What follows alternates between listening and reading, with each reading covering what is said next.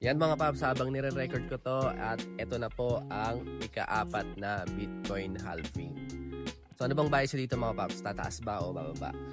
So, bumili rin ba kayo? Nag-hold ba kayo ng Bitcoin bago matapos yung countdown dito sa halving? Normally mga paps, or historically, kapag nagkakaroon ng Bitcoin halving, tumataas yung value nito o yung price nito sa market. Pero nangyayari yon hindi agaran, no? Kadalasan makikita natin yung effect nun after a few months.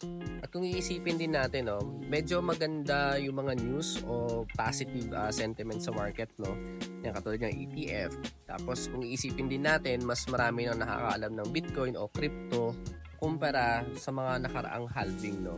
Yun, kaya nga mga paps, no, yung mga nakaraang araw, mas nagdagdag ako ng Bitcoin, no? Syempre may altcoins din naman doon.